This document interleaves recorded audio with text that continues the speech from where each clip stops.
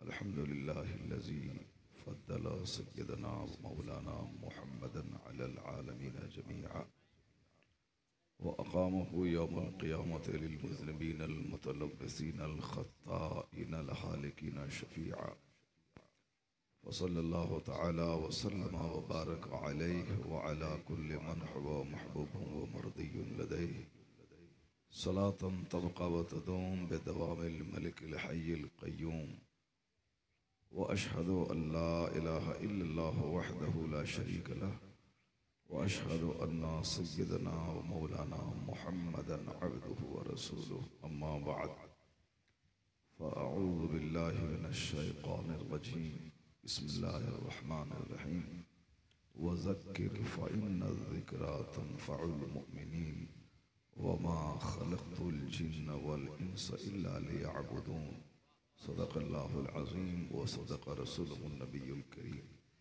एक बार दरूद शरीफ पढ़ें। अल्लाहुम्मा सल्लि अला सय्यिदिना व मौलाना मुहम्मदिन मअदनिल जूद वल करम व आलिहि व बारिक व सल्लिम सलातन व सलामन अलैका या रसूलल्लाह। बड़े खुश नसीब होते हैं वह लोग जो दीन का काम करते हैं, जो नेक लोगों के साथ बैठकर चंद लम्हे गुजारते हैं। बड़े अच्छे होते हैं वह लोग जो अपने घर से चल के आके इस तरह की जन्नती महफिल में अपना कीमती टाइम देते हैं। चौक चौराहे पे सब लोग घूमते हैं मगर जन्नत की क्यारी में कम लोग आते हैं। गफलत की नींद बहुत सारे लोग लेते हैं मगर जाग कर अपनी तकदीर संवारने का काम कुछ ही लोग क्या करते हैं। अल्लाह तबारक व तआला आप सबों का यहाँ आना कबूल फरमाए और चंद घंटे इस जन्नती महफिल को देना कबूल फरमाए।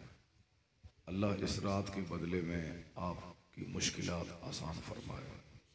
अल्लाह ताला आपके घर की उलझनों और टेंशन को दूर फरमाए, ज़िंदगी में सच्ची खुशी अता फरमाए। जब आप आ ही गए, यहाँ जलसा हो ही रहा है, नाते पाक आपने समाअत की और हमारे चतुर्वेदी महान साहब की गुफ्तगू भी आपने समाअत की, नकीब साहब की नकाबत व नज़ामत आपने समाअत की। अब इस फ़कीर की थोड़ी देर गुफ्तगू भी समाअत कर रहे हैं। क्या इजाज़त है कि मैं गुफ्तगू शुरू करूँ अपनी? हाँ, बिल्कुल ज़बान से सुभान अल्लाह, अल्हम्दुलिल्लाह, अल्लाहु अकबर कहते रहिए, वरना शैतान आपके सर पे बैठकर आपको नींद की आगोश में लेके चला जाएगा। कुछ बोलते रहेंगे तो अजर भी मिलेगा और शैतान भी भागता रहेगा। तकरीर का मतलब ये नहीं होता है कि मैं कुर्सी को तोड़ दूँ। तकरीर का ये मतलब नहीं होता है कि मैं माइक को यहाँ से फेंक दूँ। तकरीर का ये मतलब नहीं होता है कि मैं अपनी पगड़ी खुद उठा के फेंक दूँ।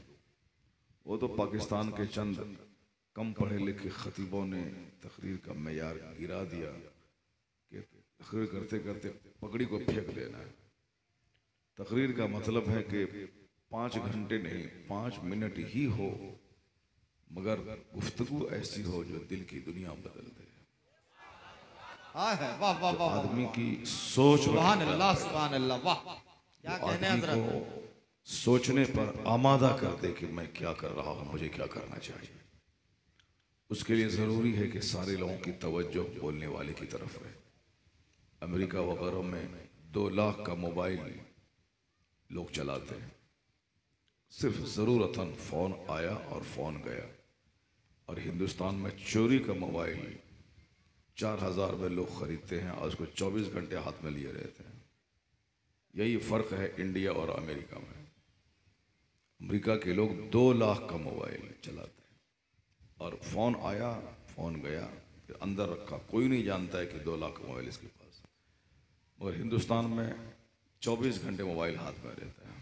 लगता है कि सारी तमन्ना पूरी कर रहा है भूखा प्यासा आदमी, इसके बगैर जी नहीं सकता है वो। अब चोरी का मोबाइल लिया हुआ है, 20,000 का मोबाइल 2000 में ख़रीदे हुआ है, 10,000 का मोबाइल लिया हुआ, दिखलाता है लोगों को मोबाइल लिया, मस्जिद में बैठ के मोबाइल चलाता है, जलसे में बैठ के लोग मोबाइल चलाते हैं। बद अखलाकी की इंतहा हो गई। मैंने जुमा के दिन मस्जिद में देखा कि एक लगा सामने मोबाइल चला रहा, तकरीर हो रही, जबकि तकरीर के वक्त में आदमी को दुआ दरूद भी नहीं पढ़ना चाहिए। चूँकि तकरीर सुनना खुद इबादत है, बहुत बड़ी इबादत है। हदीस में आया है ना कि तदारुसुल इल्म साअतम मिनल लैल खैरुम मिन इहयाई, रात में थोड़ी देर दीन सीखना सिखा देना ये रात भर की शब्बेदारी से बेहतर है। एक आदमी अपने घर सुभान में अल्लाह, सुभान अल्लाह। एक आदमी क्या अपने कहने घर हैं? में 100 रकअत नमाज नफल पढ़ रहा हो और एक आदमी जलसे में आके 1 घंटा दीन सीख रहा हो, ये दीन सीखना 100 रकअत नमाज नफल से बेहतर है। सुभान अल्लाह, चूंकि सुभान अल्लाह पर अल्लाह, यकीन माशाअल्लाह, पुख्ता वाह। होता है जब आदमी गुफ्तगू सुनता है, दिल और दिमाग से बुरे वसवसात दूर होते हैं जब आदमी गुफ्तगू सुनता है। आदमी अपने जीने का अंदाज बदल लेता है जब वो दीनी गुफ्तगू सुनता है। आदमी की नमाजें दुरुस्त हो जाती हैं जब वो दीन की गुफ्तगू सुनता है। सुभान अल्लाह, सुभान अल्लाह। आदमी दिमाग में कुछ ठान लेता है जो उसके लिए तबाही का जरिया हो, लेकिन दीनी गुफ्तगू सुनने के बाद वो तबाही से बच जाता है। बेशक इसलिए आलिम हों के ख़तीब हों के वली हों के बुज़ुर्ग हों, सबको दीनी गुफ्तगू सुनने की ज़रूरत है। और मोमिन को ये नसीहत फ़ायदा देती है। कुरान ने क्या कहा, वज़क्किर फ़इन्न ज़िक्रा तनफ़उल मोमिनीन, ए हबीब आप मुसलमानों को समझाइए, समझाना मोमिन को फ़ायदा देता है। बेशक समझाने से फ़ायदा होता है। समझाते रहें, बीवी को समझाते रहें, अपने बच्चे को समझाते रहें, इमाम हैं मुक्तदी को समझाते रहें, आप आलिम हैं अवाम को समझाते रहें, मरते दम तक समझाते रहें। ये नहीं कि भाई 2-4 साल मैंने कहा लोग नमाजी नहीं बने तो अब मैंने समझाना ही छोड़ दिया। नहीं नहीं, जब तक जिंदगी है उस वक़्त तक समझाते रहना, क्योंकि हमारा काम ही है समझाते रहना, अल्लाह की तरफ बुलाते रहना, लोगों को तबाही से बचाने की कोशिश करना, लोगों के गले में चादर डाल के मस्जिद लाना ये हम पर फ़र्ज नहीं है। लोगों की गर्दन में हाथ देकर नमाजी बनाना ये न किसी नबी पर फ़र्ज था न किसी नबी के ग़ुलाम पर फ़र्ज है। अंबिया कराम भी अल्लाह का कलाम पढ़ पढ़ के सुनाते थे और उसी हज़ारों में से 2-4 आदमी खींच करके कलमा पढ़ के मोमिन बन जाते थे। और ये काम आज भी उलमा कराम पे लाजिम है कि तुम हदीस सुनाओ, तुम अल्लाह का कलाम सुनाओ, फिर उसका दिल बदलना तुम्हारा काम नहीं है, तुम सुनाओ, दिल बदलने वाला अल्लाह ताला। बेशक बेशक। अगर ये सुनाना भी बंद कर देगा तो क्या हाल होगा। मालूम होना चाहिए आपको कि दूसरी कौम के मुकाबले में मुसलमानों में बुराइयां बहुत कम है। जो बुराइयां यहूदियों में हैं, अल्हम्दुलिल्लाह वो बुराई कौम मुस्लिम में कम है। इस पॉइंट को गौर से सुनिएगा। जो बुराइयां नसरानियों में हैं उनके मुकाबले में हमारे समाज में बुराइयां कुछ कम है, कुछ कम है, बहुत कम नहीं है, कुछ कम है। और हम लोग हिंदुस्तान में मिलजुल के रहते हैं। हिंदुस्तान में हिंदू मुस्लिम ये 2 बड़ी कौम है जो आबाद है। सिख ईसाई मुट्ठी भर हैं वो लोग। एक बड़ी जमात है गैर मुस्लिमों की, एक बड़ी जमात है मुसलमानों की, ये दोनों यहाँ रहते हैं। लेकिन ये सबको स्वीकार करना होगा कि कौम मुस्लिम दूसरों के मुकाबले में इनके यहाँ करप्शन बहुत कम है, ज़नाकारी कम है, शराबखोरी कम है। अब मुझसे कहिए कि क्यों कम है। उसकी वजह सिर्फ यही है कि दूसरों के यहाँ हर हफ्ते में एक दिन कंपल्सरीली समझाना नहीं है, नसीहत नहीं है, उपदेश नहीं है, वाज नहीं है। मन में हुआ साल में एक बार कोई कार्यक्रम का आयोजन कर दिया, चैतार ये वो फलां चिला किया, हो गया। साल में 2 साल में एक फंक्शन किया, एक शंकराचार्य को बुलाया, 2-4 घंटे उसे कुछ सुन लिया, खत्म हो गया। यहूदियों के यहाँ ऐसा कोई सिस्टम नहीं है कि कंपल्सरी हर हफ्ते अल्लाह रसूल के डराने की बात सुनना। लेकिन मजहब इस्लाम में खूबसूरत निज़ाम है कि 5 वक्त की नमाज बगैर समझे समझाए वाज़ो नसीहत के कहीं भी पढ़ लो, खेत में, खलियान में, स्टेशन पे, एयरपोर्ट पे, जहाँ जुमा की नमाज मुसाफिर पे फ़र्ज नहीं, क्योंकि जुमा की नमाज के लिए खिताब ज़रूरी, जमात से नमाज ज़रूरी। मुसाफिर बेचारा कभी एयरपोर्ट पे है, कभी रेलवे स्टेशन पे है, कभी कहाँ है, कभी कहाँ है, इसलिए जुमा की नमाज उस पर फ़र्ज नहीं है। जुमा की नमाज हर हफ्ता जुमा के दिन वो नमाज है जिस नमाज के लिए उपदेश जरूरी है, जिस नमाज में वाज जरूरी है, जिस नमाज में खुतबा ज़रूरी है। इन्नल्लाह यअमुरु बिल अदल वल एहसान, अल्लाह तुम्हें हुक्म देता है अदल करने का, एहसान करने का, व इताए ज़िल कुर्बा, रिश्तेदारों को देने का, लेने का नहीं सिर्फ देने का। हर जुमा के दिन इस आयत की तिलावत खुतबा जुम्मा में होती। क्यों होती है? इसलिए होती है कि ये आयत के बारे में बुजुर्गों ने कहा है, अगर कुरान में दूसरी आयत नहीं भी नाजिल होती, सिर्फ यही आयत नाजिल होती, तो कुरान के नाजिल होने का जो मकसद था वह सारा मकसद इस आयत से हासिल हो गया होता। चूंकि कुरान अच्छाइयों को नाफिज करने आया है, अब बुराइयों को मिटाने आया है, वो सारी बुराइयों के मिटने का जो निचोड़ है वो इस आयत करीमा में मौजूद है। वह यनहा अनिल फहशाए वल मुनकर वल बग़ी, अल्लाह तुम्हें रोकता है फहश बातों से, घमंड और गुरूर और बगावत और सरकशी से। अल्लाह तुम्हें बुरे कामों, बेहयाई के कामों से रोकता है, जुल्म से रोकता है। ये आयत हर खुतबे जुमा में पढ़ी जाती है ताकि पूरे कुरान का निचोड़ लोगों के सामने पहुंच जाए। जुमा का खुतबा 1 मिनट का सही ये फ़र्ज है, उसके बगैर जुमा की नमाज नहीं होगी। जैसे बगैर वज़ू के नमाज नहीं होती है, उसी तरह बगैर जुमा की तकरीर के जुमा की नमाज नहीं होती है, चाहे 1 मिनट का खुतबा क्यों न हो। ईदैन का खुतबा नमाज के बाद है, मगर वो वाजिब है वो, और लंबा खिताब, ताकि एक दिन ईद बकरीद में इस खुतबा सुन ले और साल भर रूहानी ताकत सीने में महसूस करे। और जुमा का खुतबा मुख्तसर होना चाहिए, चूँकि हर जुमा को खिताब करना है। खुतबा छोटा हो, नमाज लंबी होनी चाहिए। लेकिन आज हाल है कि खुतबा लंबा हो जाता है, नमाज बिल्कुल छोटी हो जाती है। जबकि सुन्नत तरीका है कि खुतबा छोटा हो, नमाज लंबी होनी चाहिए। तकरीर छोटी हो, नमाज लंबी होनी चाहिए।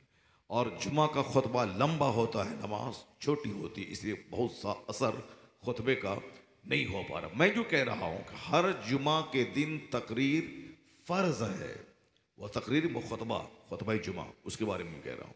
खुतबा जुमा जिसमें समझाया जाता है कि सबीलुकुम तवीलुन तवील व ज़ादुकुम कलीलुन कलील, ए मुक़ौम मुस्लिम, रास्ता बहुत लंबा है। क़यामत कायम होगी 50,000 साल के बाद, बिलफर्ज मान लिया जाए।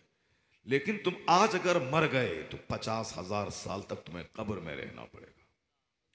और क़यामत का एक दिन 50,000 साल के बराबर है। वहाँ का एक दिन अगर मैदान मैशर में खड़े रहे तो एक दिन अगर खड़े रहे तो 50,000 साल के बराबर खड़ा रहना पड़ेगा। सबीलुकुम तवीलुन तवील, तेरा रास्ता बहुत लंबा है। और ज़ादुकुम कलीलुन कलील, तेरा ज़ादे सफ़र बहुत थोड़ा है। जाना है दिल्ली और पास में रोटी है 2, दिल्ली तक जाने में लगेंगे 36 घंटे और रोटी सिर्फ 2 ही है। इतना लंबा सफ़र, रोटी कम है, कैसे सफ़र कटेगा? इसलिए हर जुमा के दिन, चूँकि आप और आप अरबी जानते नहीं, इसलिए इमाम साहब ने क्या मिन किया आपको समझ में नहीं आता है। और आप समझते हैं कि वो मंत्र कुछ पढ़ रहा है इमाम साहब, एक ज़रूरी एक रस्म है वो निभा रहा है। चलो जब वो वाला ज़िक्रुल्लाह ताला आला व आज़ो व अजल्लो व अतम व अहम व अकबर, अब सब खड़ा हो गया, चलो अब खुतबे से छुट्टी मिल गई, अब अल्लाह नमाज। वो खुतबा जुमा में जो अरबी में पढ़ा जाता है वो यही पढ़ा जाता है, तेरा रास्ता बहुत लंबा है, तेरे पास नेकियां बहुत कम है, कैसे सफ़र करोगे? पुल सिरात 500 साल के बराबर एक पुल है जिससे गुजर के ही आगे जन्नत है। जैसे इधर से हम लोग पटना जाएंगे तो 2 पुल है, एक दीघा का पुल है, एक हाजीपुर का पुल है। इसके अलावा पटना जाने का कोई रास्ता नहीं है।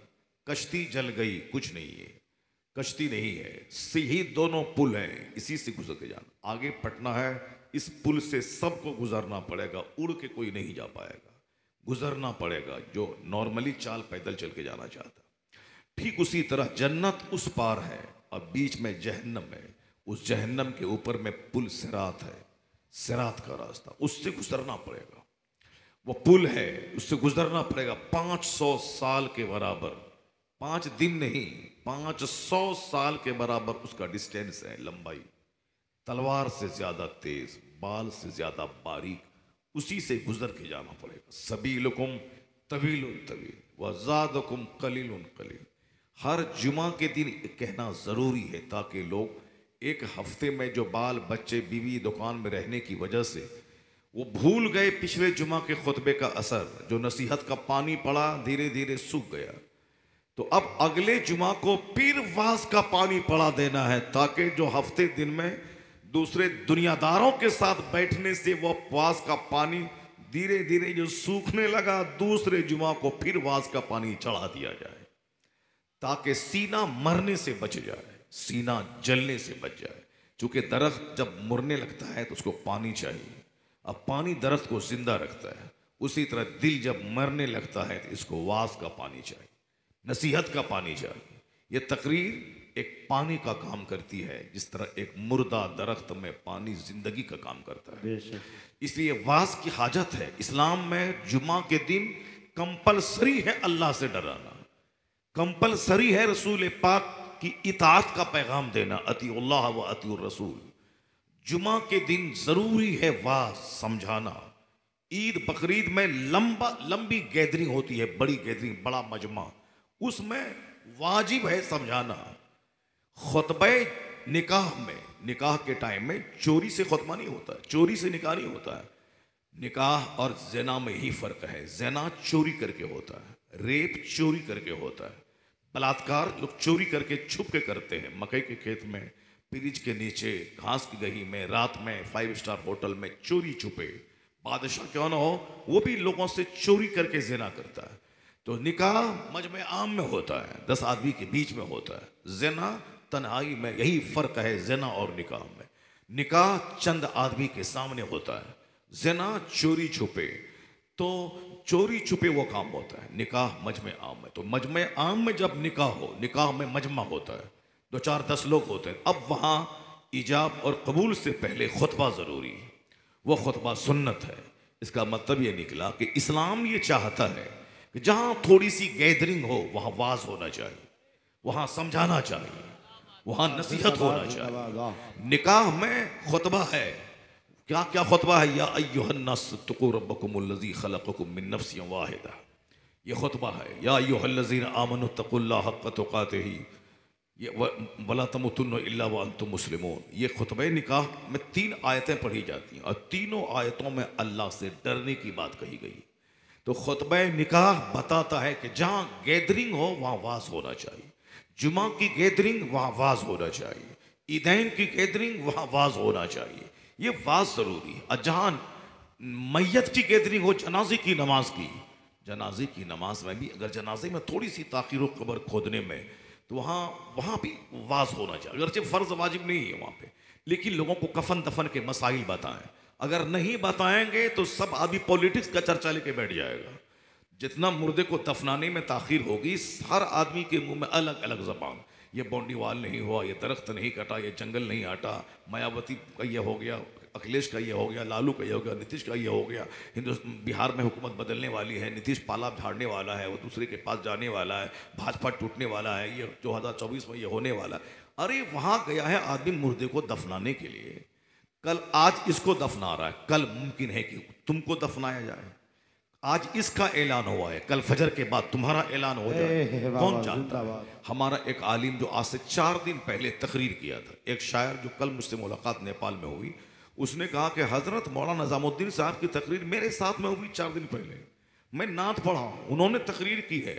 बताए कि तकरीर की है उन्होंने, कभी सोचा तक न था कि जो बंदा मेरे सामने आज खिताब कर रहा है, कल खतरनाक एक्सीडेंट में वो उनका जवान बेटा दोनों चला जाएगा, कभी नहीं सोचा होगा। एक हिंदुस्तान का एक जबरदस्त खतीब जो पानी की तरह बातें करता था, ऐसा लगता था जैसे उर्दू जबान उसकी माँ के पेट से पढ़ के आया है। बहुत जबरदस्त खतीब थे, वही तकरीर करके आ रहे थे, रास्ते में एक्सीडेंट किए, जवान बेटा जो खुद मौलाना था वो भी इंतकाल कर गया और खुद भी इंतकाल कर गए। एक घर से 2 लाश, शौहर की और बेटे की। उस बीवी का क्या हाल होता होगा जिनका शौहर भी गया, जिनका जवान बेटा भी गया। शौहर चला जाता, जवान बेटा रहता तो कम से कम बेटा को देख के माँ को तसल्ली हो जाती, लेकिन दोनों लाशें निकल गई।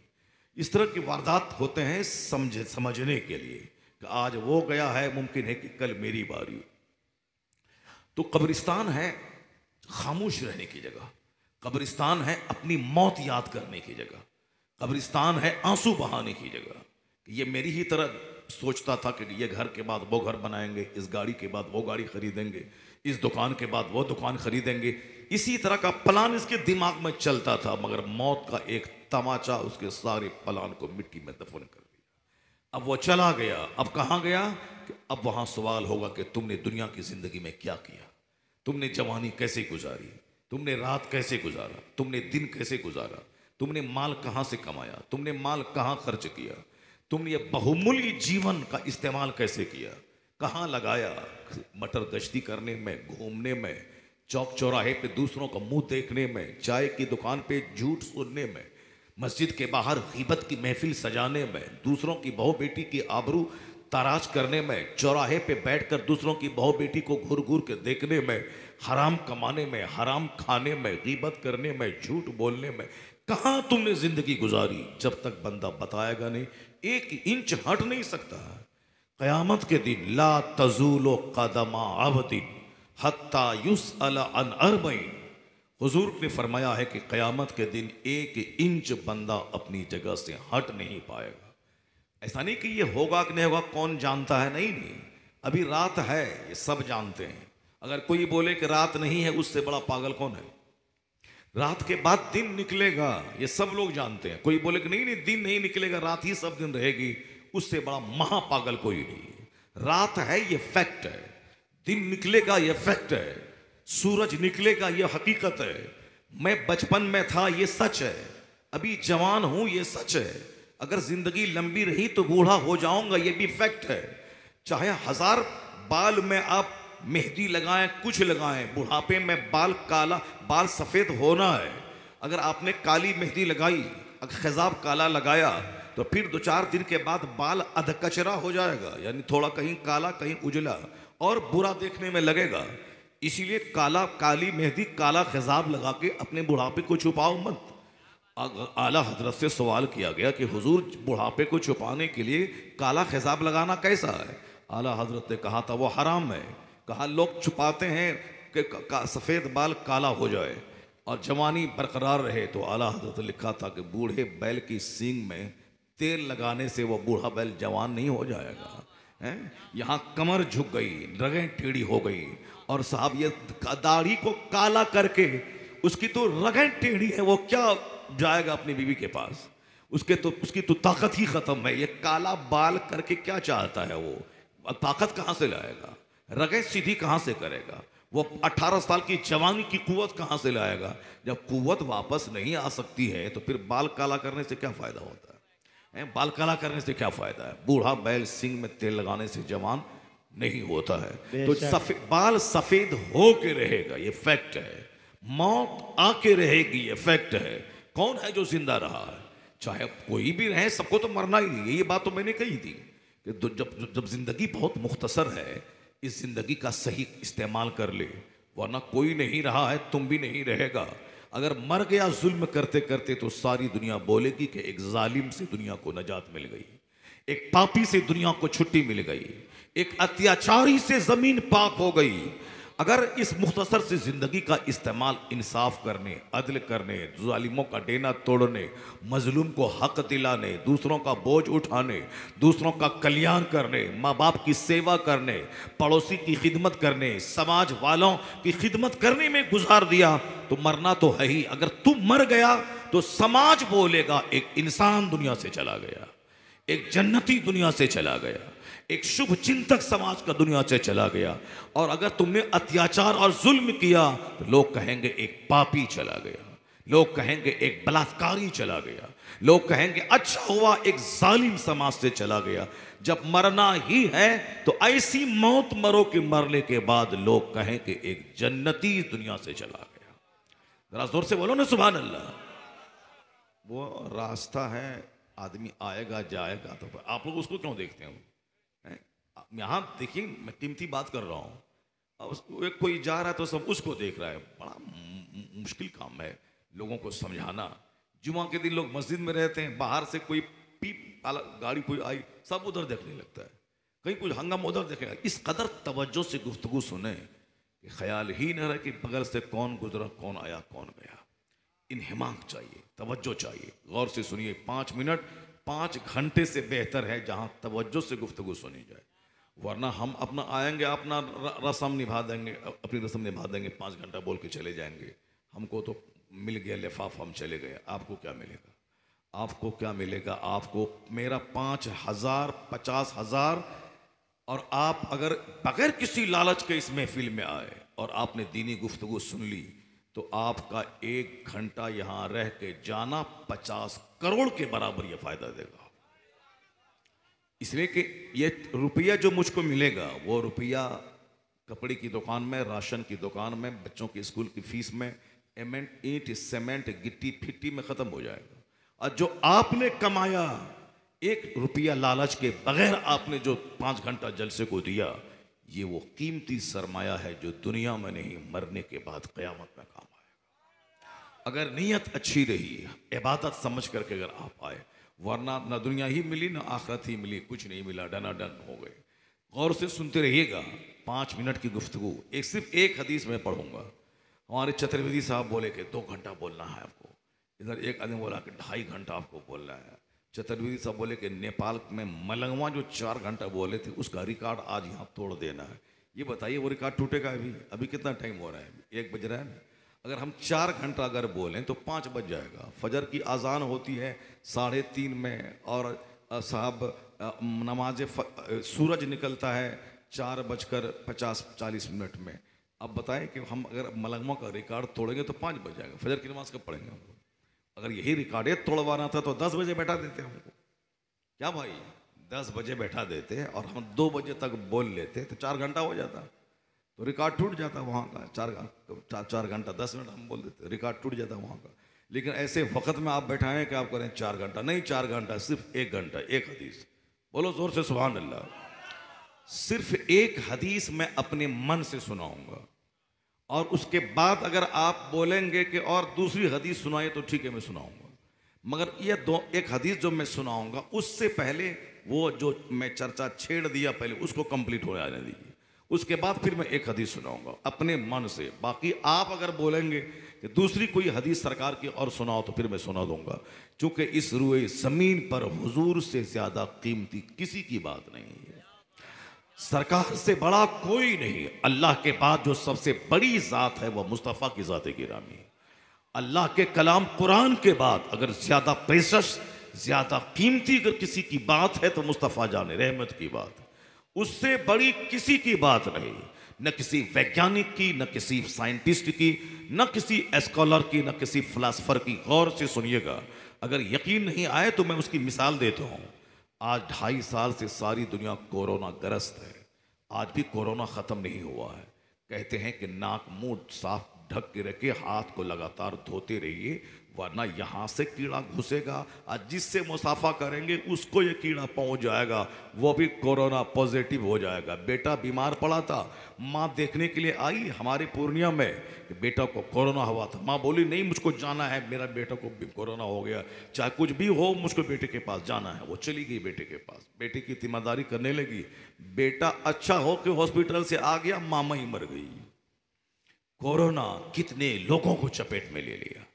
आज 2.5 साल हो गए। बहुत गुरूर था हिंदुस्तान के वैज्ञानिकों को, कोई नमाज रोज़ा जलसा जुलूस, मुसलमान नमाज लाउड स्पीकर अजान कुछ नहीं, विज्ञान विज्ञान विज्ञान, साइंस साइंस साइंस। बड़ा घमंड था अमेरिका को, नमाज रोज़ा हज ज़कात ये पुराने 1400 साल पहले का दस्तूर ढो रहा है। आदमी आसमान में उड़ रहा है, ट्रेन कई हज़ार लोगों को लेके दौड़ रही है, मोबाइल सारी दुनिया को एक छोटी सी विलेज बस्ती बना दिया है। विज्ञान विज्ञान विज्ञान, साइंस साइंस पढ़ो, साइंस। ये क्या नमाज और कुरान लेके बैठे हुआ है। बड़ा घमंड था अमेरिका को, चाइना जापान को गुरूर था। लेकिन मालूम है 2.5 साल गुजर गए कोरोना काल के, आज तक दवाई नहीं आई है। बहुत गुरूर था विज्ञान पे, साइंस पे। कल बीमारी, आज बीमारी, कल दवाई।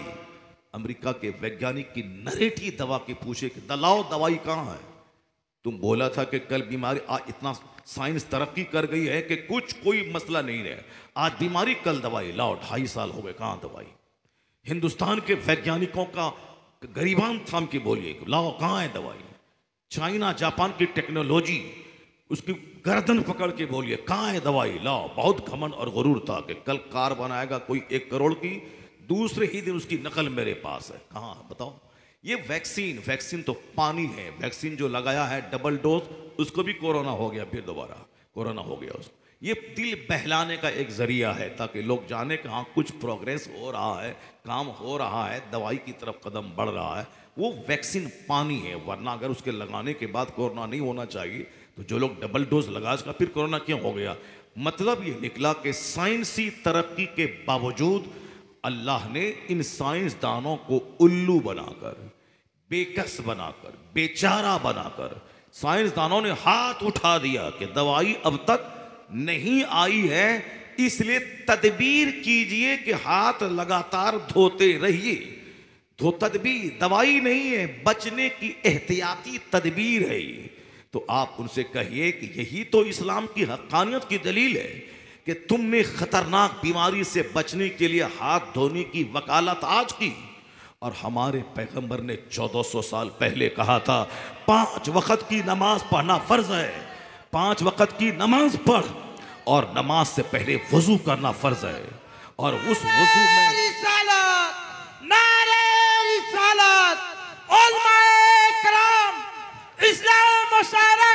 उस नमाज से पहले वजू फर्ज है, और उस वजू में सबसे पहले हाथ धोना है। 5 टाइम नमाज, 5 टाइम वजू कर, हाथ धोना है, कुल्ली करना है, नाक में पानी डालना है। कोरोना इसी 3 रास्ते से अंदर घुसता है ना, हाथ से, नाक से, मुंह से। ये मास्क क्यों है? ताकि मुंह और नाक अच्छी तरह ढांप के रखें, वरना घुस जाएगा कीड़ा नाक से और मुंह से। और हाथ धोते रहें ताकि अगर कीड़ा लग भी गया हो तो 2-4 घंटे के बाद हाथ धोएं तो वो कीड़ा झड़ जाए। यहाँ 5 टाइम वजू, 5 टाइम हाथ धोना, नाक में पानी डालना, मुंह में कुल्ली करना, ताकि कोरोना का कीड़ा अंदर घुसा हो तो जोहर की कुल्ली से वो खत्म हो जाए। अगर जोहर के बाद कोरोना का कीड़ा नाक में घुसा तो असर का वजू उसको झाड़ दे। अगर असर से मगरिब के बीच में कोरोना अंदर घुसा तो मगरिब का वजू उसे खत्म कर दे। अगर मगरिब के बाद अगर कोरोना अंदर घुसा तो ईशा का वजू उसे साफ कर दे। अगर ईशा के बाद कोरोना अंदर घुसा, फजर का वजू उसे झाड़ दे। तो जहां कोरोना के इलाज के लिए हाथ धोने पर नजर आज दुनिया की गई है, वहां नजर मुस्तफा की 1500 साल पहले गई। नारे तकबीर, नारे रिसालत, नारे रिसालत, उलमाए करम, नारे तकबीर। अब भी कोई बोलेगा कि हुजूर की बात पुरानी हो गई, हुजूर 1400 साल पहले जो कहे अब वो बात पुरानी हो गई। नहीं नहीं, हुजूर ने जो कहा 50,000 साल के बाद भी हुजूर की बात पुरानी नहीं होगी। ऐसा लगेगा जैसे आज के तनाजुर में हुजूर ने कहा है।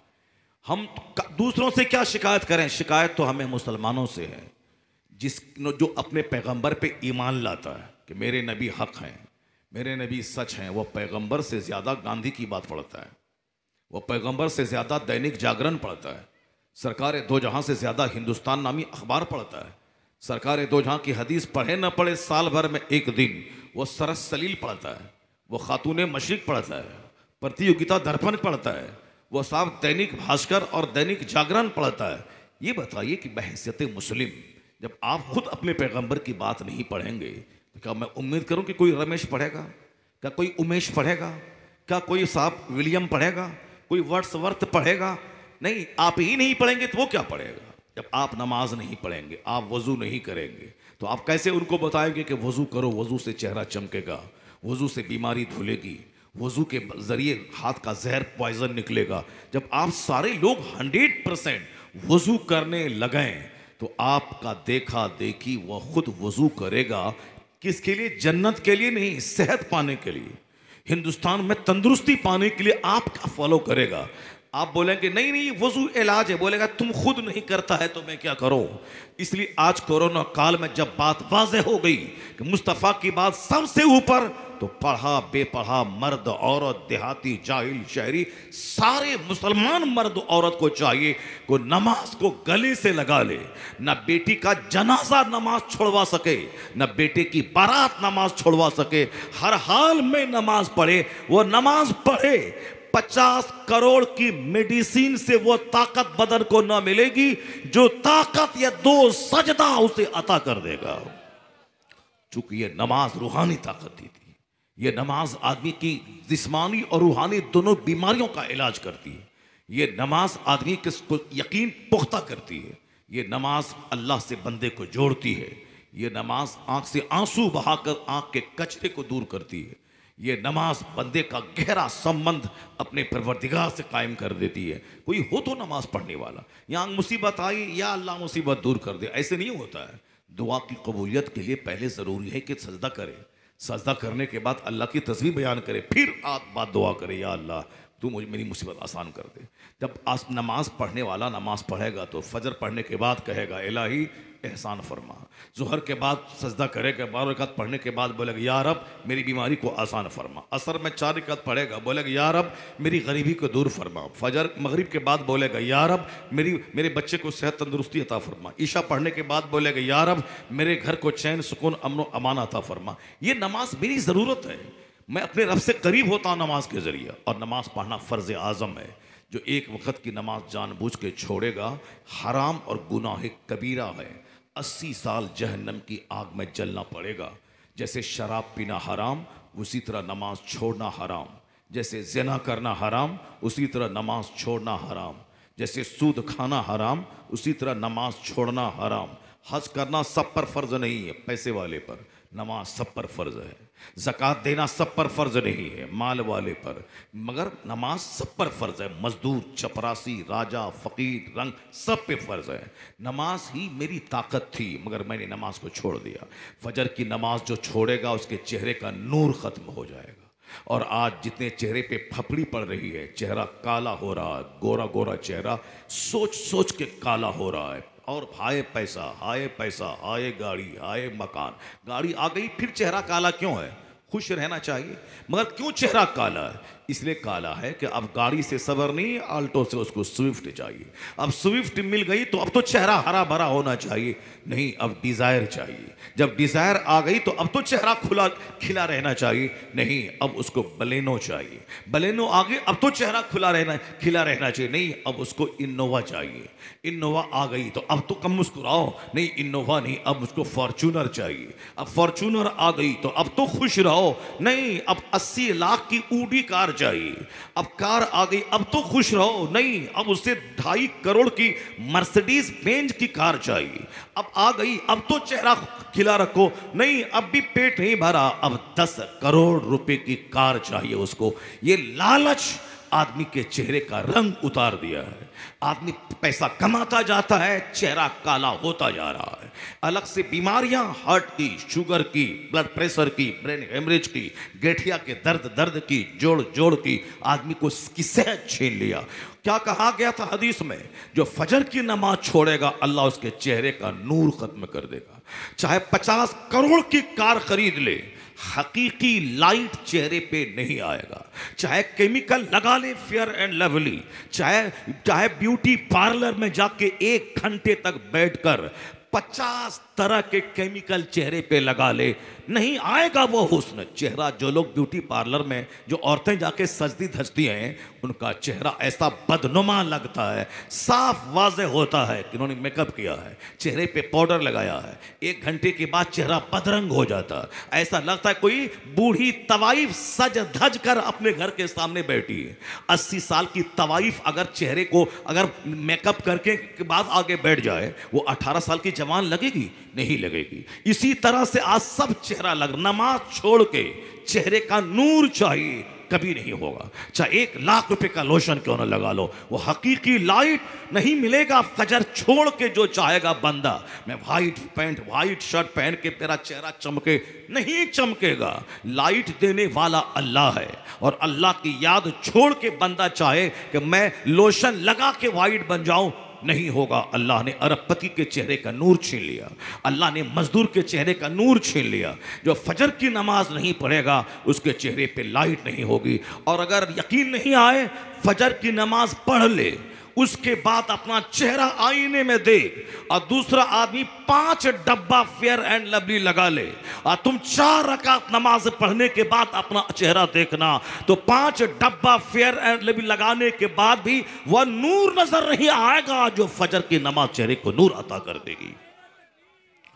वो हकीकी लाइट उसके चेहरे पे आती है जो नमाज फजर का पाबंद हो।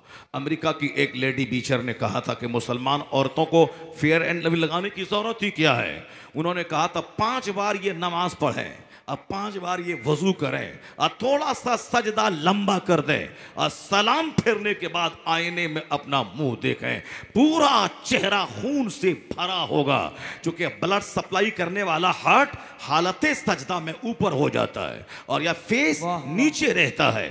ब्लड सप्लाई हार्ट सारे बदन को करता है, यह ब्लड इनपुट भी करता है, ब्लड आउटपुट भी करता है, छोड़ता भी है और लेता भी है। तो ब्लड अपने सीने से नीचे वाले पार्ट में जितना भी हिस्सा है, तो ये हार्ट नीचे वाले को आसानी से सप्लाई कर देता है ब्लड। जैसे हम 10 मंजिला मकान है, ऊपर में पानी का ड्राम है, तो नीचे बगैर किसी प्रेशर के पानी आ जाएगा, लेकिन मोटर नीचे है और नीचे से पानी ऊपर पहुंचाने के लिए उसके लिए मशीन और ताकत का सहारा लेना पड़ता है, तब ये पानी यहां से ऊपर जाएगा। ये हार्ट है, नीचे वाले पार्ट्स को आसानी से ब्लड सप्लाई कर देता है, और हार्ट अपने ऊपर वाले पार्ट्स को ब्लड सप्लाई करने के लिए उसको मेहनत करनी पड़ती है, और अगर बार बार मेहनत करनी पड़े तो हार्ट बीमार हो जाता है। इसलिए इस्लाम ने एक सिस्टम नमाज का दिया है, फजर, जोहर, असर, मगरिब, ईशा, ताकि बंदा उस नमाज के बहाने इसका हार्ट ऊपर हो जाए और इसका फेस नीचे हो जाए, इसका सर नीचे हो, ताकि दिमाग की सारी रगों में फुल मिकदार में ब्लड पहुंच जाए। ये 5 वक्त की नमाज को देखकर अमेरिका का एक वैज्ञानिक कहा था, it is my desire to establish 5 times prayers all over Washington. ये मेरी ख्वाहिश है कि मैं 5 वक्त की नमाज पूरे वाशिंगटन में नाफिज कर दो।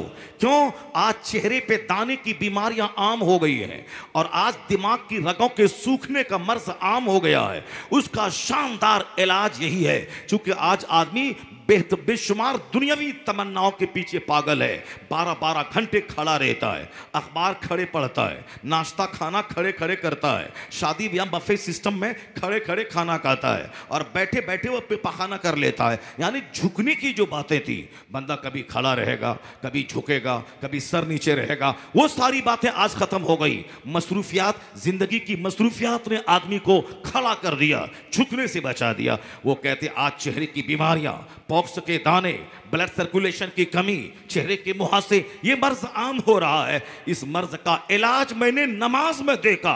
तो अमेरिका का क्रिश्चियन वैज्ञानिक कहता है, ये मेरी ख्वाहिश है कि मैं नमाज अमेरिका में नाफिज कर दूं। वह जन्नत के लिए नहीं, वह बीमारी से बचने के लिए नमाज को नाफिज करना चाहता है। तो हुजूर ने दिया था नमाज का तोहफा, ताकि जन्नत वहां मिले, सेहत और तंदुरुस्ती यहां मिल जाए। नारे तकबीर, नारे रिसालत, डॉक्टर शहरयार खान साहब क़िबला, नारे तकबीर, नारे रिसालत। सेहतमंद रहने का शानदार नुस्खा इस्लाम ने अता किया नमाज की सूरत।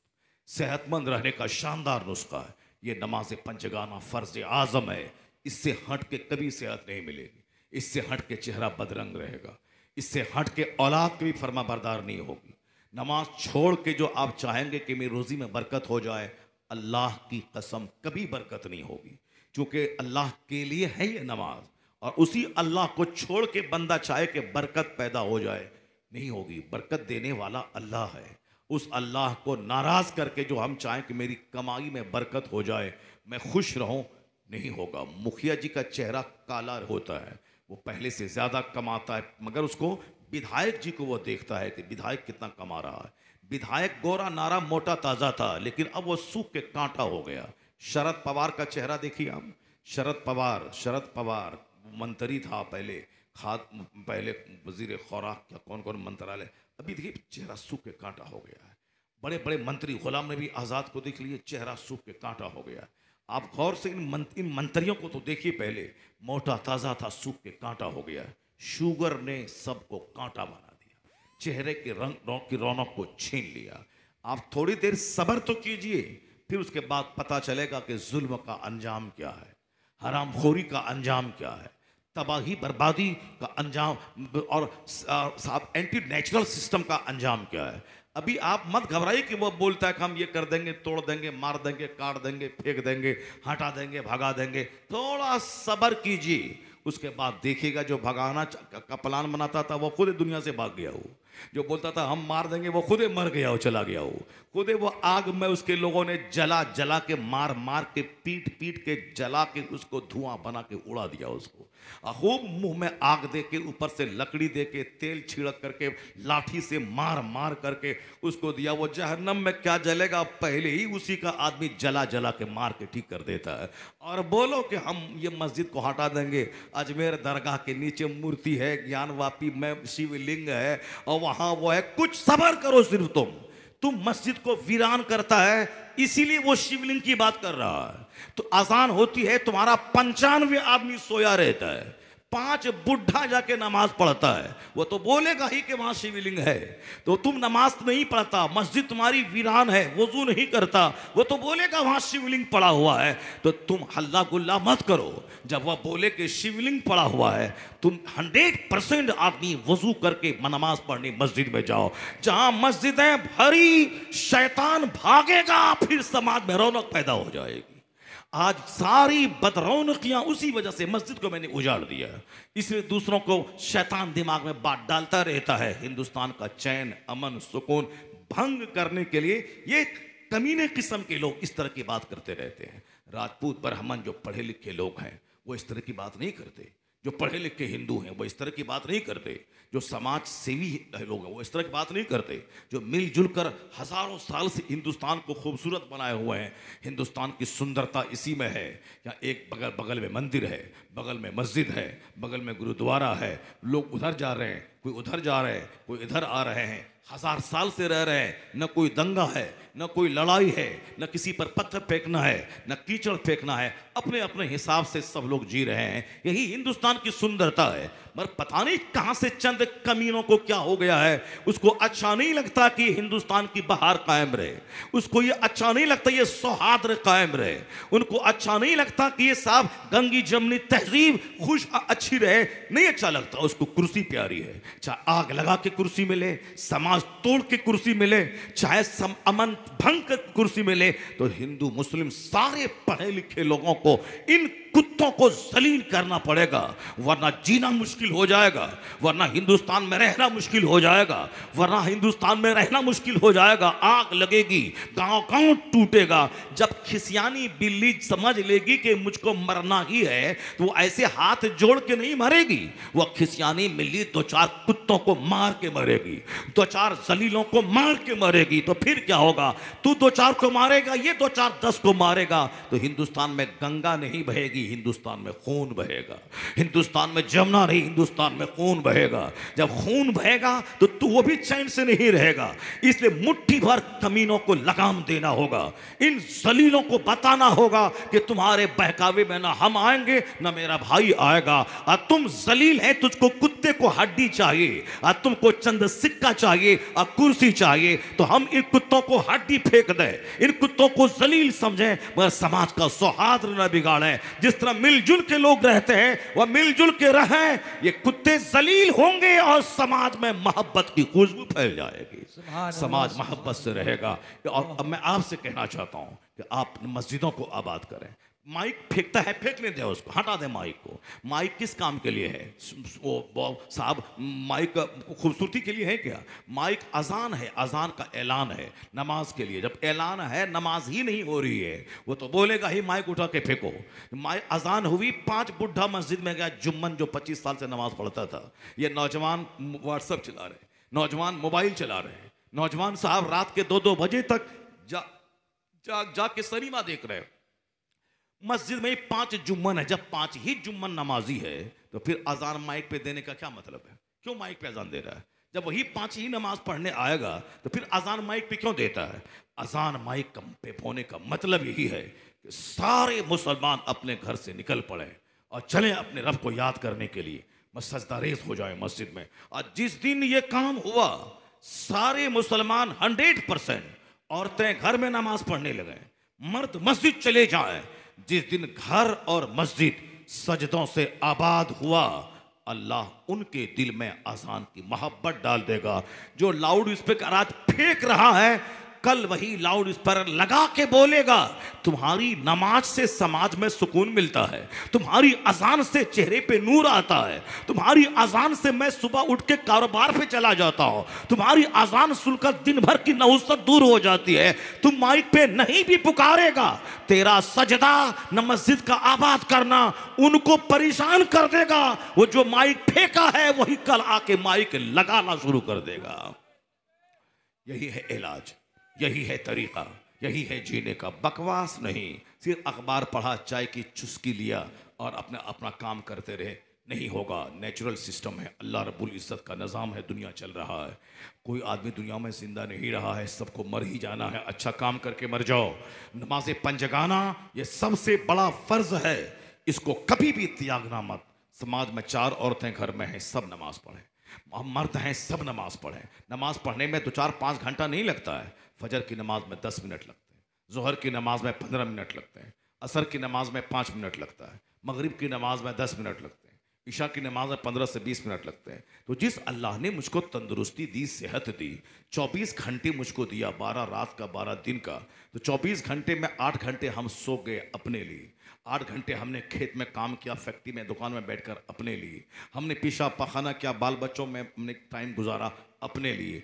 जिस रब ने आंख दी, जिस रब ने जबान दी, जिस रब ने सेहत दी, बहुत सारे लोग हैं जिनके पास जबान नहीं, बहुत सारे लोग हैं जिसके पास आंख नहीं, बहुत सारे लोग जिसके पास हाथ नहीं, बहुत सारे लोग हैं जो पोलियो ग्रस्त हैं, पैर ही नहीं, बिस्तर पे मादरजात पड़े हुए हैं, माँ बेचारी सेवा कर रही है। 18 साल का जवान बेटा हो गया, चल ही नहीं सकता, दोनों पाँव से माजूर है वो। अल्लाह ने आपको पाँव दिया इसीलिए ताकि आप सनीमा हाल की तरफ जाएं, इसीलिए कि दूसरों की बेटी को बुरी निगाह झांकने के लिए उसकी गली का चक्कर लगाए। किसी के पास पैर नहीं, अल्लाह ने आपको पैर दिया है, इस पैर का सही काम कीजिए, अच्छी जगहों पे जाइए, इस पैर से दूसरों का बोझ उठाने के लिए चलिए, दूसरों को कष्ट पहुंचाने, दूसरों को कष्ट दूर करने के लिए जाइए, दूसरों को तबाह करने नहीं, दूसरों को आबाद करने के लिए पांव उठाइए। अल्लाह ने जबान दी है, बेशुमार लोग गूंगे हैं, बोल नहीं पाता है। बहुत सारे लोग बोलते हैं, तुतला के बोलते हैं, बात साफ नहीं निकलती है। समाज के लोग मजाक उड़ाते हैं, ये तुतला के बोलता है, और आपकी जबान साफ है, कैंची की तरह जबान चल रही है। इसीलिए कि आप झूठ बोलें चौराहे पर, इसीलिए कि दूसरों की ग़ीबत करें उनके पीछे, इसीलिए कि आप उनके तबाह करने का प्लान बनाए, इसीलिए कि उनका नाम बिगाड़ के आप बोलें। जिस तरह अल्लाह ने उनकी ज़बान छीन ली है, मुमकिन है कि अल्लाह आपकी ज़बान छीन ले। आपको ज़बान दिया था अल्लाह की भलाई बयान करें, ज़बान दी थी सच बोले, ज़बान दी थी दूसरों को इंसाफ दिलाने के लिए बोले, ज़बान दिया था कि कारोबार में सच्ची बात बोलें, झूठ न बोलें, मगर आपने इस ज़बान का कि ऐसी की तैसी करके रख दिया।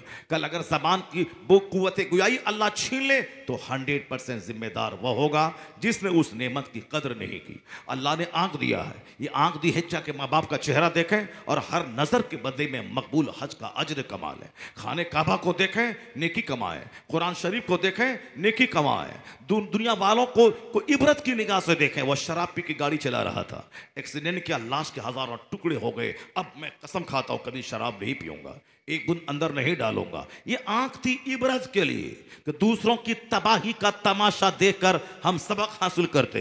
ये आंख थी इबरत के लिए, दूसरों का अंजाम देखकर सबक हासिल करते। कैसे कैसे बादशाह रहते थे, आज महल वीरान हो गया, उजड़ गया, खंडर में तब्दील हो गया।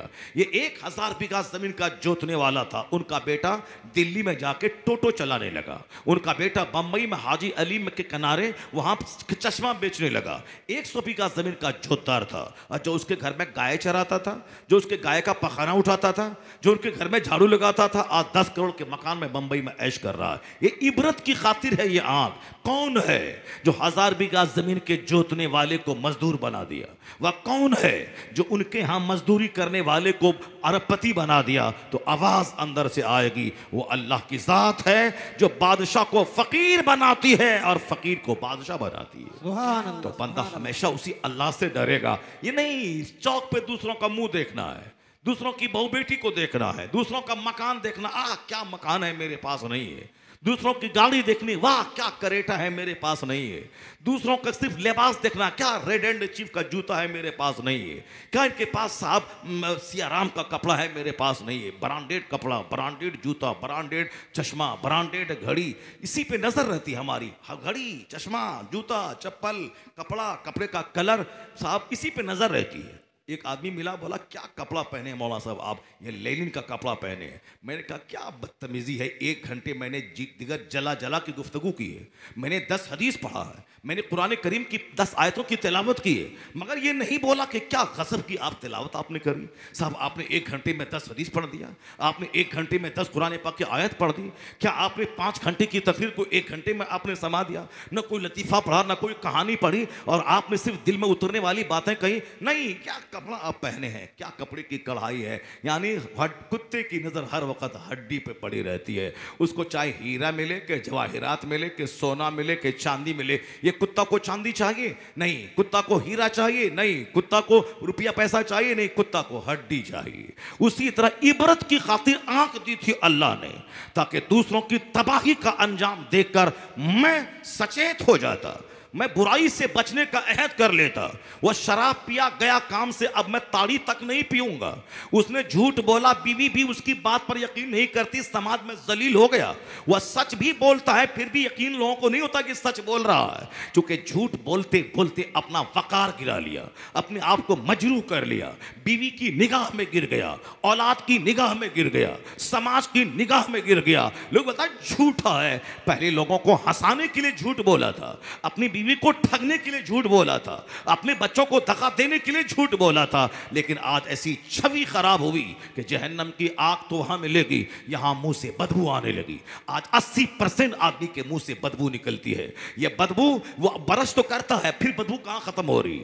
वो रोजाना पेस्ट करता है कोलगेट और साहब वो पतंजलि का पेस्ट करता है, कहां कहां उसकी बदबू जा रही है। बदबू झूठ की बदबू है, ये गलत बयानी की बदबू है। दूर से खड़ा होकर बोलता, यहां उसकी महक आती है, चेहरा से चेहरा मिलाने को जी नहीं करता है। ये मुंह की बदबू झूठ की बदबू है। वह झूठ छोड़ के देख ले कि किस तरह बदबू खत्म होती है। तो जहन्नम वहां मिलेगा, यहां का मिला वकार मजरूह हो गया, बीवी की निगाहों में गिर गया। औलाद बोलती मेरा पापा झूठ बोलता है, बीवी बोलती मेरा शौहर झूठ बोलता है। वो बोले नहीं नहीं मैं सच कहता हूं। बीवी बोलती है कि तुम सच बोला कब है जो आज बोलेगा। समाज में कहता मैं सच बोलता हूं, समाज वाला बोले पक्का झूठा नंबर 1, यह सच भी बोलेगा लोग उसको झूठी समझेगा। यह जबान झूठ के लिए नहीं मिली थी, यह जबान अल्लाह की तस्बीह के लिए मिली थी, यह जबान सच बोलने के लिए मिली थी, यह जबान इंसाफ दिलाने के लिए मिली थी, यह आंख इबरत की खातिर देखने को मिली थी। हम बीवी को देखते हैं, हम बच्चों को देखते हैं, कलेजा ठंडा करते हैं, माँ बाप को देखते हैं, मस्जिद देखते हैं, मदरसा देखते हैं, खानका देखते हैं, काबा देखते हैं, कुरान देखते हैं, हम बूढ़ों का चेहरा देखते हैं। बूढ़ों की इज्जत कर, अल्लाह तेरी इज्जत करने वाले को पैदा कर देगा जब तू बूढ़ा होगा। समाज के सारे बूढ़ों की इज्जत कर, बूढ़ों को बुढ़ा मत कर, बूढ़ों की इज्जत कर, वरना अगर तुमने बुढ़ा कहा तो तुझको 10 आदमी बुढ़ा कहेगा, और उस वक्त तक नहीं मरेगा जब तक कि तुम्हारे जज्बात को ठेस नहीं पहुंचाएगा। वह बुढ़ा बुढ़ा कह कह कर करके तुझको अंदर से छलनी कर देगा, उस वक्त तक तू नहीं मरेगा। इसलिए दूसरों को बुढ़ा मत कर, बूढ़ों की ताजीम कर, बूढ़ों का हाथ पकड़, बूढ़ों को की खिदमत कर। तो तू तेरे पास बेटा अगर नहीं भी रहेगा तो जिस रब की खातिर तुमने ज़ईफों को सम्मान दिया है, बूढ़ों को इज्जत दी है, अल्लाह दूसरों के दिल में तेरी इज्जत डाल देगा। वह तेरा हाथ पकड़ेगा, वह तुझे सम्मानजनक शब्दों से याद करेगा, अपमान नहीं करेगा। वह सारा काम तो अल्लाह करता है, सिर्फ बंदा अल्लाह की बात मान ले, फिर देखे रोजी कहाँ से मिलती है, फिर देखे सुकून कहाँ से मिलता है, फिर देखे चैन कहाँ से मिलता है, फिर देखे चेहरे को नूर कहाँ से मिलता है। ज़बान का सही इस्तेमाल, आंख का सही इस्तेमाल, हाथ का सही इस्तेमाल। ये हाथ नहीं दिया था कि शादी से पहले दूसरों की बेटी का हाथ पकड़ ले, ये अल्लाह ने हाथ नहीं दिया था कि दूसरों पे जुल्म करने के लिए हाथ उठा दें, नौकर चाकर को सालिमन मार दें, अपनी बीवी को नौकरानी की तरह घसीट घसीट कर मारते रहें। अभी मारे नौकरानी की तरह, अब फिर रात में उनके साथ मस्तियां करें, ऐसा नहीं होगा। उसका ज़मीर ज़मीर को फतह नहीं कर पाएगा। चेहरे पे मारेगा, इस्लाम ने मना किया चेहरे पे मत मार। अभी चेहरे पे मारेगा, कल उसी चेहरे को चूमेगा, बेशर्म बन के करेगा ऐसा क्या? अगर मारना ही पड़े तो बदन के दूसरे हिस्से पे कभी तंबीहन मारना, चेहरे पे मत मारना। ये चेहरा तुम्हारे फायदे की चीज़ है, ये चेहरा देखा जाता है, इस चेहरे से फ़ायदा उठाया जाता है। वो तो खबीस मरदूद है जो अपनी बीवी के चेहरे पे मारता है नौकर गुलाम की तरह, फिर उसी चेहरे को किस मुंह से चूमता है। यह चेहरा अमानत है, ये आंखें अमानत है, ये हाथ अमानत है, ये पाँव अमानत है। जहाँ गलत इस्तेमाल इसका हुआ उसकी सजा क्या है सुनिएगा। मरने के बाद तो जहन्नम की आग में, उस दुनिया की बात है, इस दुनिया की बात है।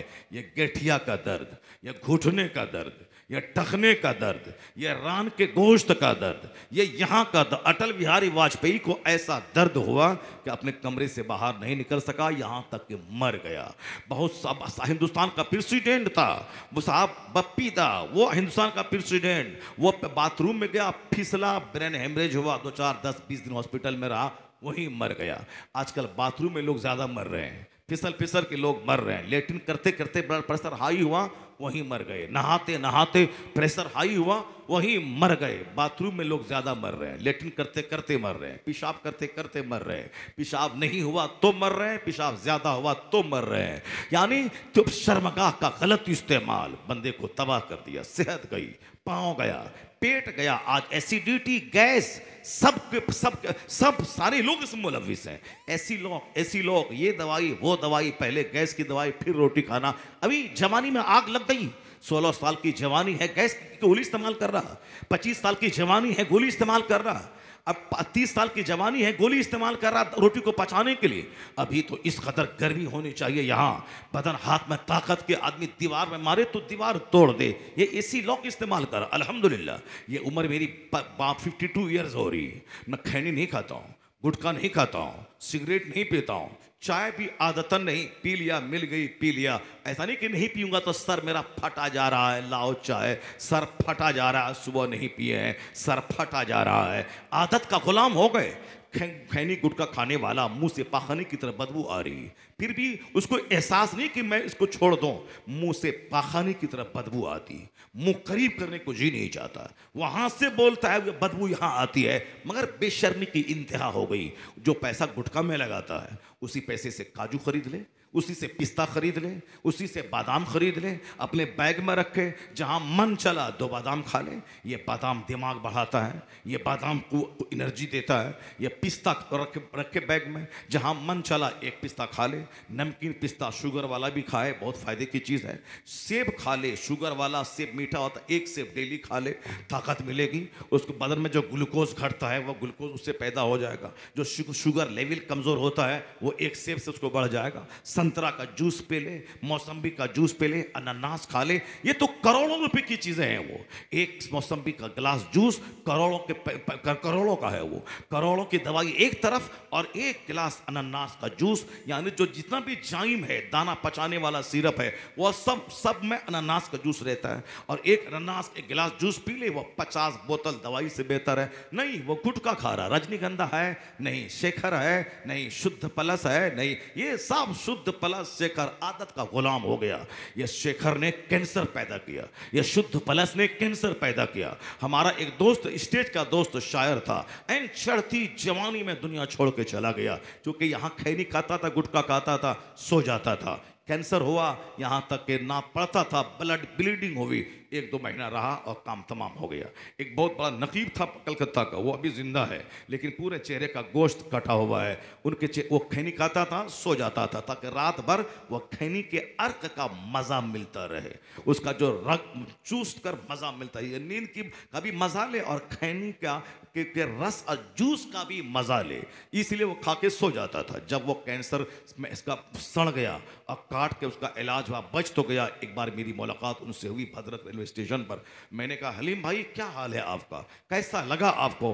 कहा, हजरत जिस वक्त स्ट्रेचर पे लेटा के मुझको ओटी ऑपरेशन थिएटर ले जाने लगे डॉक्टर, जब मैं जाने लगा, एक ही बात बार बार मेरे दिमाग में आती थी कि काश हुजूर की सुन्नत पर अमल करते हुए मैं मिसवाक करके, कुल्ली करके, वजू करके अगर मैं सोता तो आज ये दिन मुझको देखने को नहीं मिलता।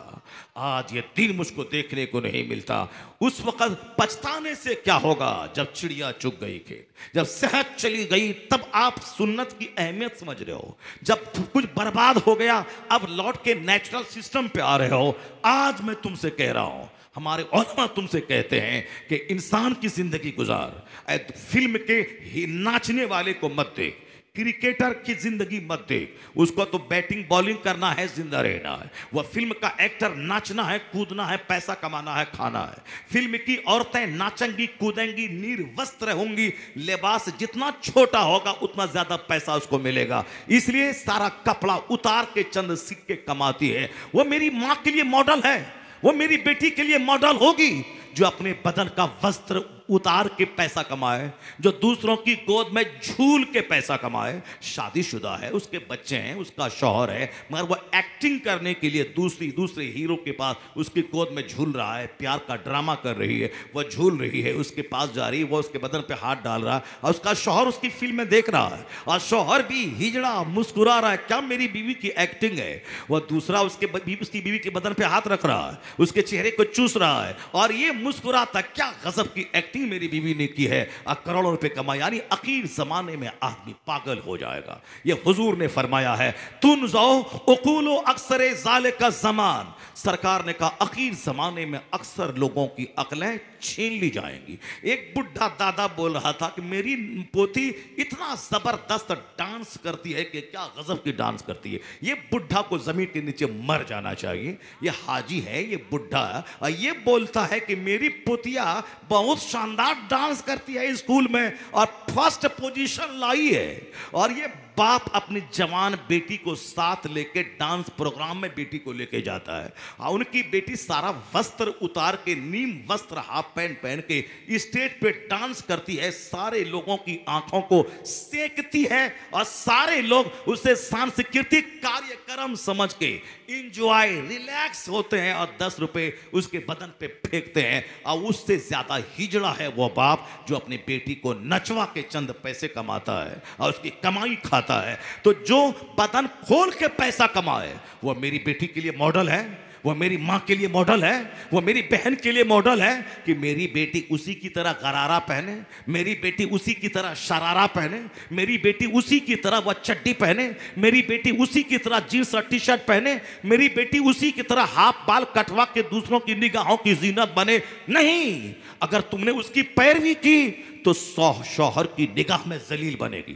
शौहर शक करेगा कि ये पढ़ने के जमाने में अफेयर दूसरों से किया है, इसकी जवानी ढल चुकी है, इसका चेहरा बेरौनक हो चुका है, इसका सारा बदन यूज्ड हो चुका है, कभी शौहर का दिल जीत नहीं पाएगी।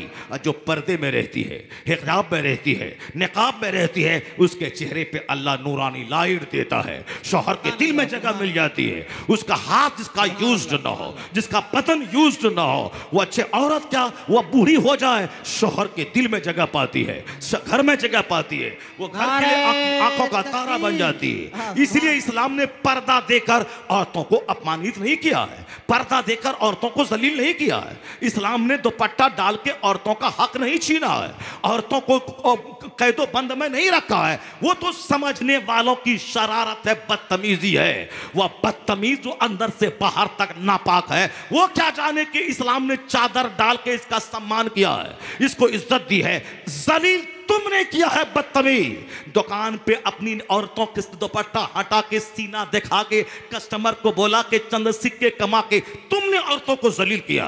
तुमने सिनेमा में नचवा के औरतों को जलील किया। तुमने चड्डी पहना के 10 मर्दों की गोद में झुला के बेटी को जलील किया।